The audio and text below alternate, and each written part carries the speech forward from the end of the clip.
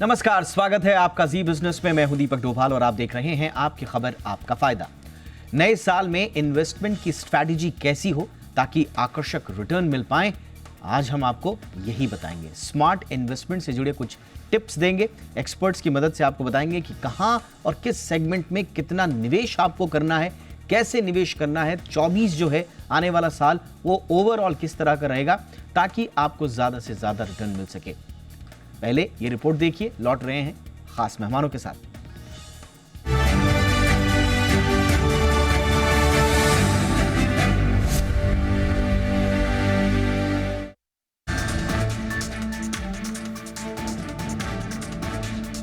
नए साल में निवेश ऐसा कि बरसे पैसा। जाहिर है इसके लिए स्मार्ट इन्वेस्टमेंट प्लान का होना बेहद जरूरी है, यानी निवेश की स्ट्रैटेजी बिल्कुल पुख्ता होनी चाहिए। दरअसल जो इन्वेस्टमेंट आप मार्केट और दूसरी फाइनेंशियल स्कीम्स में करते हैं, उसका रिटर्न कितना मिल रहा है, ये ज्यादा महत्वपूर्ण है। आज के दौर में परंपरागत निवेश की बजाय लोग निवेश के दूसरे विकल्पों की ओर रुख कर रहे हैं। खासकर जितनी तेजी से देश में डीमैट खाते खुले हैं, उससे साफ है कि लोगों का शेयर बाजार की ओर रुझान बढ़ा है। निवेश का ये अच्छा विकल्प तो है, लेकिन इसमें जोखिम भी ज्यादा होता है। तो फिर निवेश के और क्या विकल्प हो सकते हैं, इसे समझना होगा। सबसे पहले म्यूचुअल फंड की बात करते हैं। ये एक ऐसा फंड होता है जो एएमसी यानी एसेट मैनेजमेंट कंपनीज ऑपरेट करती है। म्यूचुअल फंड के इन पैसों को fund manager bond, share market समेत कई जगहों पर निवेश करते हैं। म्यूचुअल फंड में शेयर बाजार की तरह जोखिम नहीं होता। आमतौर पर म्यूचुअल फंड को खरीदना बेचना बेहद आसान होता है। बात एसआईपी की करते हैं। छोटे निवेशकों में एसआईपी काफी लोकप्रिय है। इसमें मंथली 500 से 1000 रुपए से भी निवेश शुरू किया जा सकता है। कोई भी एसआईपी के जरिए म्यूचुअल फंड में निवेश कर सकता है। इसमें बाजार में होने वाले उतार चढ़ाव से जुड़ा जोखिम बेहद कम होता है। आप एसआईपी को कभी भी रोक सकते हैं। इसमें लॉन्ग टर्म में बेहतर रिटर्न मिलने की उम्मीद रहती है। आजकल सॉवरेन गोल्ड बॉन्ड में निवेश का चलन भी खूब बढ़ा है। इसे सरकार की ओर से आरबीआई जारी करती है, इसलिए इस पर सरकारी गारंटी होती है। सॉवरेन गोल्ड बॉन्ड 8 साल के लिए होता है, जिसमें 5 साल से पहले रकम की निकासी नहीं कर सकते। इस पर 2.5% का सालाना ब्याज मिलता है। फाइनेंशियल प्लानर भी कहते हैं कि पोर्टफोलियो में निवेश का कुछ हिस्सा गोल्ड के तौर पर होना चाहिए। आप ईटीएफ के जरिए भी गोल्ड में निवेश कर सकते हैं। नौकरी पेशा लोगों के लिए बुढ़ापे की लाठी के तौर पर एनपीएस सबसे सुरक्षित निवेश है। ये एक सरकारी निवेश की स्कीम है। एनपीएस के तहत कर्मचारी रिटायरमेंट के समय कुल जमा राशि का 60% निकाल सकता है। बची हुई 40% की राशि पेंशन योजना में चली जाती है। एनपीएस खाते में नियमित रूप से निवेश करना होता है। इसके अलावा सरकारी बैंकों के रिकरिंग और फिक्स डिपॉजिट भी सुरक्षित निवेश में से एक है। इसमें किन्हीं भी परिस्थितियों में आपका पैसा नहीं डूब सकता। ऐसे में जरूरी है कि आप ये सुनिश्चित कर ले कि निवेश का कितना हिस्सा आपको कहाँ लगाना है, ताकि आपके पैसे का मैक्सिमम रिटर्न आपको मिल सके। फिलहाल कोई भी निवेश करने से पहले आप अपने फाइनेंशियल प्लानर से सलाह जरूर लें। ब्यूरो रिपोर्ट, जी मीडिया। बहुत ही खास मेहमान इस वक्त हमारे साथ जुड़ चुके हैं आज की चर्चा के लिए। हमारे साथ हैं Ajay Bagga sir, chairman elements platforms के और जाने माने मार्केट एक्सपर्ट हैं। बग्गा सर, गुड इवनिंग, बहुत बहुत स्वागत है सर आपका। हमारे साथ हैं विजय मंत्री जी, जो कि को फाउंडर हैं जेआरएल मनी के। विजय सर, बहुत बहुत स्वागत है आपका। और हमारे पास हैं पंकज मटपाल जी, एमडी हैं ऑप्टिमा मनी के। पंकज जी, आपका भी बहुत बहुत स्वागत है। बग्गा सर, चर्चा की शुरुआत आपसे ही। 2023 तो सर हर लिहाज से शानदार रहा। शेयर मार्केट में जमकर कमाई की लोगों ने, बैंकों ने भी एफडी बहुत ज़्यादा नहीं भी बढ़ाई हो तो कम से कम घटाई भी नहीं। तो कुल मिला के एक अच्छा साल साबित हुआ 2023। अब सेंटा क्लॉज रैली चल रही है सर, 24 का क्या होगा? देखिए, मोमेंटम स्ट्रॉन्ग है। फ्लोज लौट के आएंगे। तो जो एफआईज फ्लोज में तब्दीली हुई, इनफ्लो में कन्वर्ट हुए पिछले 3 महीने में, वही जारी रहने की उम्मीद है। और डोमेस्टिक फ्लोज तो जारी हैं। अब सब दारोमदार इस पे रहेगा कि अर्निंग्स किस तरह से आते हैं। तो हमारी उम्मीद है कि ज़्यादातर अर्निंग्स अच्छे हैं। कुछ एक सेक्टर्स रहेंगे जो मायूस करेंगे, जैसे आईटी वगैरह हो गया, जो ग्लोबली लिंक्ड सेक्टर्स हैं। थोड़ा सा ग्लोबल इकोनॉमी स्लो डाउन होती है, बट भारत की इकोनॉमी दमदार है। और मैक्रो में रेट हाइक का जो सिलसिला पिछले 2 साल रहा, 2022 और 2023 में, वो खत्म हुआ है और रेट कट आते हैं मार्च अप्रैल ऑनवर्ड्स। तो फेड का रेट कट है और आरबीआई भी फॉलो थ्रू करेंगे। जून तक आरबीआई का भी रेट कट आता है, तो माहौल अच्छा बनेगा इक्विटीज के परफॉर्मेंस के लिए, कंपनीज के परफॉर्मेंस के लिए। भारत का मैक्रो सुदृढ़ है, फ्लोज अच्छे हैं, मोमेंटम अच्छा हम लेके जा रहे हैं। तो 20-25% वाला रिटर्न तो नहीं देखेंगे अगले साल। फिर से स्मॉल कैप मिड कैप जो 40-40% रिटर्न इंडेक्स लेवल पे दे गए, वो मीन रिवर्ट करेगा, तो वो कम होना चाहिए। लार्ज कैप और क्वालिटी नेम, ये ज्यादा मुझे लगता है कि ये ज्यादा आउट परफॉर्म करेंगे अगले साल के लिए, दीपक जी। ऑल राइट, तो लार्ज कैप जो है ये ज़्यादा आउट परफॉर्म रहने की संभावना है, और स्मॉल कैप और मिड कॉल पर कॉशियस होके आपको आगे बढ़ने चाहिए। ये वाकई में ये थोड़ा सा जो सेंटिमेंट आ रहा है एक्सपर्ट्स का वो इसी तरह का आ रहा है। लेकिन मंत्री सर, एक आम आदमी जो है जिसको बहुत ज़्यादा मार्केट कहाँ जा रहा है, कैसे जा रहा है, वो सिर्फ हेडलाइंस पढ़ता है, उसको सिर्फ एक चीज़ से मतलब होता है कि 2024 में पैसा मैं लगाऊं, सुरक्षित रहे, स्टेबल रहे। तो एक स्टेबल म्यूचुअल फंड पोर्टफोलियो अगर बनाना हो तो उसके लिए बुनियादी बातें उसको 24 में क्या ध्यान रखनी है सर?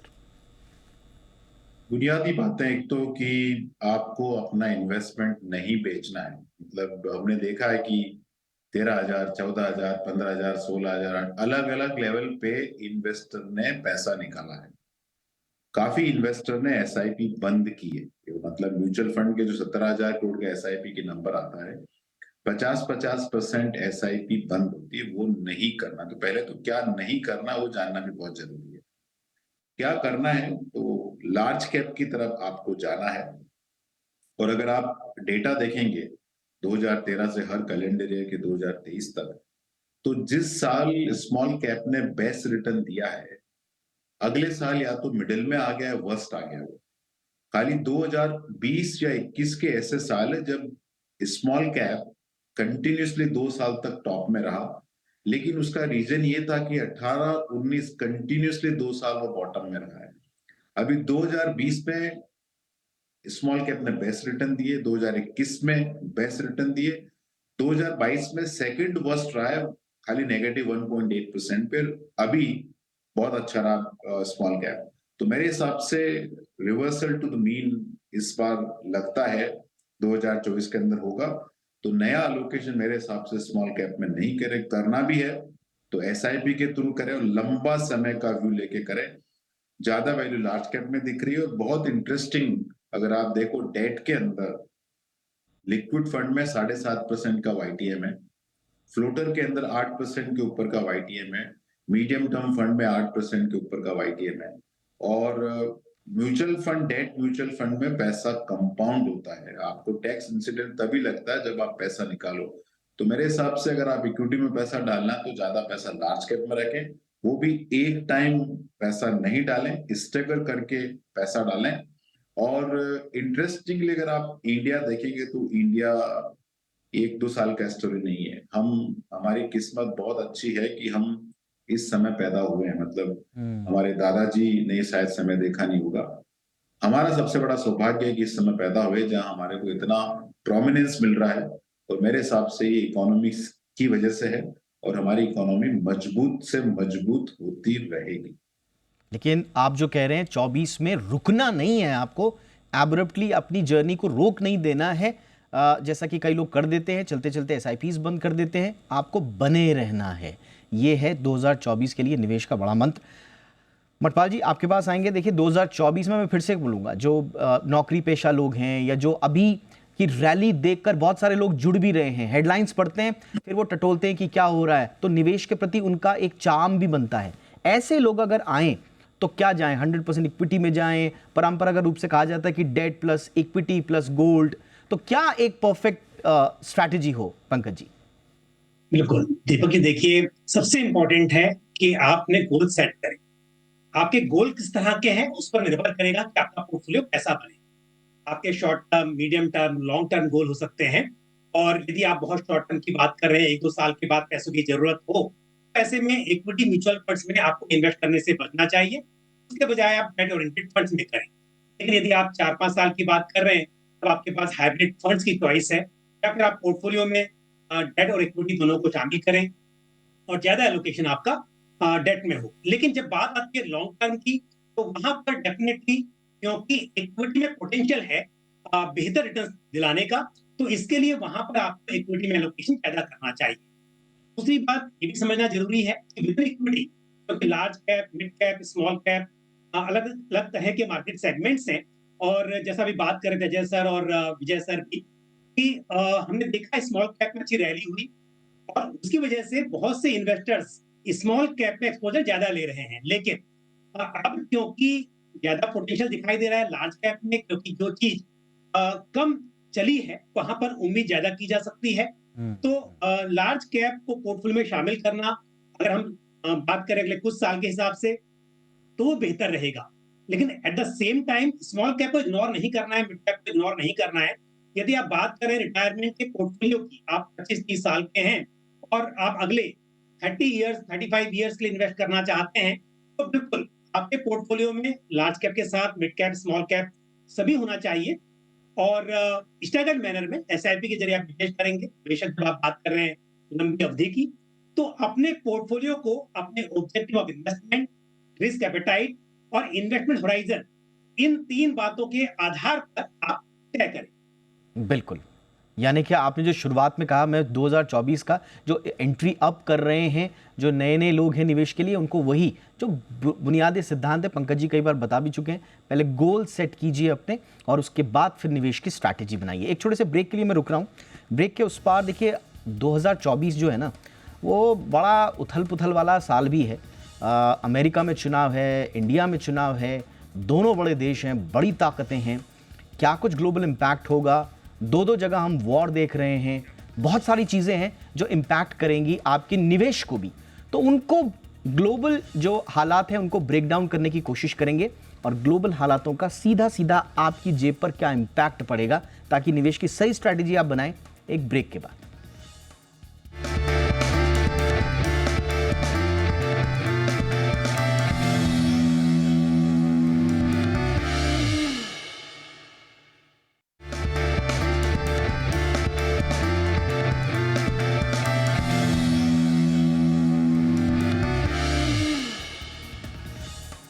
ब्रेक के बाद आपका स्वागत है। तो 2024 में प्लान ऐसा कि बरसेगा पैसा, निवेश आपका सुरक्षित रहेगा, आप पैसा बनाएंगे भी और बचाएंगे भी। कुछ इस तरह की हम स्ट्रैटेजी बनाने की कोशिश कर रहे हैं बहुत ही खास मेहमानों के साथ। बग्गा सर, भारत में चुनाव, अमेरिका में चुनाव, जैसा हमने कहा कि अभी दो जगह अनसर्टेनिटी है, लड़ाई है, कहाँ तक जाएगी, कैसे जाएगी, कुछ कहा नहीं जा सकता। क्या क्या ऐसी चीज़ें हैं सर जो दिमाग में रखनी है निवेश से पहले? ग्लोबल इवेंट्स देखिए, काफी ग्लोबल इवेंट्स फोरकास्ट है। जियोपॉलिटिक्स है, पहले 2 जगह शूटिंग वॉर चल रही है, और जैसे हमने रेड सी का इशू देखा था, जिससे थोड़ा बहुत ट्रेड का डिसरप्शन हुआ सुएज कैनाल से, इस तरह की चीजें लाजमी है कि हो सकती हैं। बट हमने ये भी देखा कि मार्केट इनको पचाता जा रहा है, तो मार्केट पे या तेल की कीमतों पे हमने असर आते नहीं देखा। तो अहमियत हमें देनी है फंडामेंटल्स पे। 70 से ज्यादा दीपक जी देशों में अगले साल चुनाव है, और लगभग दुनिया के 420 करोड़ लोग की आबादी चुनावों में जाएगी, जिसमें भारत और अमेरिका आप कह सकते हैं सबसे महत्वपूर्ण है। यूके में भी चुनाव रहेंगे। तो ये वॉलेटिलिटी रहती है। भारत में क्या है कि स्टेट्स का जो जिस तरह के रुझान आए स्टेट इलेक्शन से, वहां से पॉलिटिकल कंटिन्यूटी मार्केट्स ने बहुत अच्छी तरह फैक्टर इन कर ली है। तो भारत का वो पॉलिटिकल रिस्क बहुत कम हो गया है। बट फिर भी मैं कहूँगा कि मार्च अप्रैल में जब चुनाव में हम जाते हैं और गर्मी शुरू हो गई चुनावों की, तो थोड़ा बहुत एफआईज शायद हाथ रोक सकते हैं, और फिर मई में नया पैसा आना शुरू हो जाएगा जब नई सरकार बन जाती है। तो ये जरूर रखना। और तीसरा सबसे बड़ा बात रहेगा कि रेट कट आएंगे, इन्फ्लेशन गिरेगी दुनिया भर में। चौथा चीज है चीन क्या करता है। चीन का फिस्कल स्टिमुलस अगर आता है, क्योंकि इस साल उन्होंने मायूस किया, बहुत कॉस्मेटिक रिस्ट्रक्चरिंग हुई, उनका प्रॉपर्टी क्षेत्र काफी प्रॉब्लम में है, फिस्कल सपोर्ट चाहिए इंडस्ट्री को रिवाइव करने के लिए, तो वो अगर आता है तो मेटल्स दौड़ेंगे, वो जरूर हमें क्लोजली देखना है। तो दुनिया दो हिस्सों में आप देख सकते हैं, अमेरिका, भारत, जापान ऐसे देशों में स्ट्रॉन्ग इकोनॉमिक ग्रोथ है, यूरोप में मध्यम है, चीन में मध्यम है, और काफी इमर्जिंग मार्केट्स में प्रॉब्लम है जहां डिफॉल्ट वगैरह है। अर्जेंटीना अगर आप देखें 160% का इन्फ्लेशन चल रहा है, इंटरेस्ट रेट इतने हाई चल रहे हैं, नए प्रेसिडेंट आए हैं कुछ नई नीतियां लेके, तो ऐसे देश टाइम लगाएंगे रिकवरी में। तो टू फेस्ड ग्लोबल इकोनॉमी रहेगी, इतनी तेजी से नहीं बढ़ेगी। इसमें भारत एक गोल्डन स्पॉट है, तो उससे फ्लोज भारत में आते रहने चाहिए, बट फिर भी प्रॉब्लम यही रहेगी, अर्निंग्स देखनी पड़ेगी, और अर्निंग्स में कुछ सेक्टर्स हैं जो पिछड़ेंगे, बट सबसे अच्छा जो सेक्टर लग रहा है फाइनेंस, आई थिंक वो कायम रहना चाहिए और उसको अच्छा परफॉर्म करना चाहिए। बट मैं कहूँगा कि ज़्यादा रुझान लार्ज कैप्स, और पंकज जी ने बहुत अच्छी बात की, विजय साहब ने भी वही कहा, इन्वेस्टेड रहना है। ये देखिए, ये तो विश्लेषण हम देते रहेंगे, अमेरिकन प्रेसिडेंट की इलेक्शन है, उसका भी डेटा है, वो कभी बात करेंगे, और तो ये सब तो बातें आती रहेंगी, बट मार्केट क्या करते हैं, मार्केट तो बढ़ते रहेंगे। आपको अपने गोल्स के लिए सेव करना है और इन्वेस्ट करना है और इन्वेस्टेड रहना है। ये सबसे बड़ा मैं कहूँगा मूल मंत्र रहेगा 2024 के लिए, कि बने रहिए। एब्सोल्युटली, बिल्कुल, ये बने रहना का ही मुझे लगता है कि सबसे बड़ा मंत्र है। इसमें आपके लिए बहुत ज़्यादा दिमाग लगाने की आवश्यकता नहीं है, बस जहाँ निवेश करें परफेक्ट रूप से सारी रिसर्च के बाद निवेश करें और उसके बाद बने रहें, और फिर देखिए कि आपका पैसा, हम जो कह रहे हैं कि बनेगा भी और बचेगा भी, ये दोनों क्योंकि साथ साथ चलना चाहिए, तभी मज़ा आएगा। मंत्री सर, अब एक जो हमने जो रिसेंट जो एक नया ट्रेंड देखा है, ख़ास तौर से हमने देखा कि जेन ज़ी भी अब निवेश में आ रहा है, हेडलाइंस देखते हैं वो इधर उधर और फिर फटाक से जाते हैं और उनकी पॉकेट मनी फटाफट डालना शुरू कर देते हैं। ये थोड़ा सा क्रिप्टो में पहले हमने देखा ज़्यादा, लेकिन अब हम देख रहे हैं कि अब वो एक मैच्योर निवेशक की तरह बिहेव कर रहे हैं, और जो डीमैट्स खाते बड़े हैं वो साफ साफ बता रहा है कि लोगों का रुझान निवेश की तरफ आ रहा है।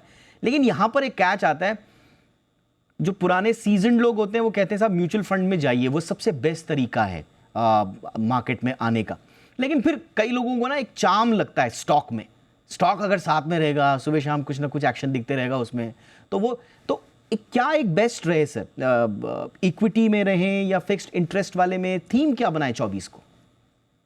देखिए, पहले तो जो आपने बात बोला उसके ऊपर बोल देता हूँ कि मैं जो हर 8-10 साल में बाजार में और हर असेट कैटेगरी के अंदर नए इन्वेस्टर आते हैं, उनकी शायद मेमोरी नहीं होती पास्ट इंसिडेंट की, तो वो एक्सपेरिमेंट करते हैं, और हर बार ये स्टॉक्स में, डायरेक्ट स्टॉक्स में एक्सपेरिमेंट करते हैं। लेकिन इस बार इंटरेस्टिंगली वो एक्सपेरिमेंट डायरेक्ट स्टॉक्स में नहीं हो रहा है, क्योंकि अगर आप पिछले साल का डेटा देखो तो एनएससी के कैश मार्केट पे खाली 8,700 करोड़ की बाइंग हुई है, जबकि म्यूचुअल फंड में 1,54,000 करोड़ का इक्विटी ओरिएंटेड फंड में पैसा आया है। तो और अगर हम पिछले 10 साल के आपको डेटा देता हूं, तो डायरेक्ट स्टॉक्स में एनएससी के कैश मार्केट में 86,000 करोड़ फ्रेश इन्वेस्टमेंट हुआ है। उसके कंपैरिजन में म्यूचुअल फंड में 16 लाख करोड़ के आसपास पैसा आया। अभी जो नया इन्वेस्टर आ रहा है, शायद वो एफ&ओ में ज्यादा जा रहा है। तो जैसे मैंने आपको बोला, इस साल 8,700 करोड़ रुपया एनएससी के कैश मार्केट में इन्वेस्टर ने डाला है, लेकिन एफ&ओ के अंदर वो पैसा 60,000 करोड़ रुपया है। तो स्टॉक में डैबलिंग कम हो रही है, एक्चुअली डैबलिंग ज्यादा एफ&ओ में हो रही है। जो डीमैट अकाउंट खुल रहे हैं ना, वो एफ&ओ के अंदर खुल रहे हैं। तो आप कितना भी कहें, हम कितना भी कहें, लेकिन स्पेकुलेशन है ना, ये खून में दौड़ता है लोगों के, वो एडिक्शन हो जाता, बंद नहीं कर पाते। सेबी कितना भी डिस्क्लेमर दे, तो उनसे दूर रहे। लार्ज कैप में पैसा डालें इस साल, एसआईपी के थ्रू, एसटीपी के थ्रू पैसा डालें। और एक बात का जरूर ध्यान रखें कि अगर आपने ब्रॉड मार्केट में पैसा डाला है, मार्केट में पैसा डाला, मार्केट टूटा, आपका एनएवी गिरा, आपका पैसा भी गिरा, उसका इलाज है, क्योंकि अल्टीमेटली मार्केट वापस रिकवर होता है, एनएवी वापस रिकवर होती है, आपका पैसा बनता है। लेकिन जो पैसा आप डाले नहीं, जो पैसा आप निकाल लिए, उसका कोई इलाज नहीं है। तो इस बात का जरूर ध्यान रखें। ये आपने बहुत ही इंपॉर्टेंट बात बोली, क्योंकि एक्चुअल में जो नए नए इन्वेस्टर्स आते हैं ना, वो हमेशा एक एड्रेनल रश लेकर आते हैं अपने साथ, और फिर वो बहुत ज़्यादा ना चिंता नहीं करते इधर उधर की, लेकिन उनको मार्केट सब कुछ सिखा देता है। और ये एक शाश्वत सत्य है कि आपको मार्केट सब, अब आपके ऊपर है, आप कब सीखते हैं। आप जितना जल्दी सीखें या फिर आप बड़े जोखिम उठाकर सीखें, ये आपके ऊपर है। तो कम से कम जोखिम, सही स्ट्रैटेजी, कहाँ निवेश करना है, कैसे करना है, इसी के लिए आज हम आपकी तैयारी कर रहे हैं। पंकज जी, अब अगर मैं सिर्फ जो फिक्स्ड इंटरेस्ट वाले जो चीज़ें हैं उसमें अगर मैं बोलूँ आप पे एनपीएस, क्योंकि एक आम आदमी जो अगले साल शायद उसकी नई नई नौकरी भी लगेगी, या कोई एक अनऑर्गेनाइज सेक्टर में था वो ऑर्गेनाइज सेक्टर में भी आएगा, बहुत सारे लोग होंगे, तो उनके लिए आप क्या कहेंगे? एक निवेश के लिए परफेक्ट स्ट्रैटेजी क्या हुई? एफडी में जाएं, फिक्स डिपॉजिट, एनपीएस में जाएं, क्या उनके लिए निवेश का मंत्र देंगे सर? देखिए दीपक जी, जब बात आती है इन्वेस्टमेंट की तो बहुत सारे एसेट क्लासेस हैं, बहुत सारे तरह के प्रोडक्ट्स हैं, सभी की अपनी इंपॉर्टेंस है। तो यदि आप बात कर रहे हैं कि आपको कुछ समय के लिए पैसा पार्क करना है, लिक्विडिटी की भी आपको चिंता ना हो और आपको फिक्स रिटर्न चाहिए, तो वहां पर फिक्स डिपॉजिट भी कंसिडर किया जा सकता है। और उसी तरह से इवन आपके पास डेट ओरिएंटेड म्यूचुअल फंड्स की चॉइस भी है, तो वहां पर भी पैसा पार्क कर सकते हैं। फिर रिटायरमेंट की आप बात कर रहे हैं, तो वैसे तो खैर mutual funds definitely long term में आपकी मदद करेंगे, लेकिन एनपीएस भी एक जरिया है और एनपीएस ऑलमोस्ट म्यूचुअल फंड की तरह ही है, क्योंकि यहाँ पर भी जो पैसा होता है वो इक्विटी, कॉर्पोरेट बॉन्ड्स और गवर्नमेंट सिक्योरिटीज, ऑल्टरनेटिव इन्वेस्टमेंट, या इस तरह से पार्क होता है। और ये डिपेंड करता है कि आप कितना पैसा इक्विटी में एलोकेट करते हैं, उसी हिसाब से आपके रिटर्न्स भी निर्भर करेंगे। अंतर यह है कि यहाँ पर लिक्विडिटी जो होती है वो बहुत ओवर है, और दूसरी बात आपको कंपल्सरली कुछ पैसा अपना पेंशन के लिए यूज करना पड़ता है, जबकि म्यूचुअल फंड में जब चाहें आप पूरा पैसा भी विड्रॉ कर सकते हैं। बट अदरवाइज जो रिटर्न्स हैं, जो परफॉर्मेंस है, वो डिपेंड करेगी अंडरलाइंग एसेट की परफॉर्मेंस पर।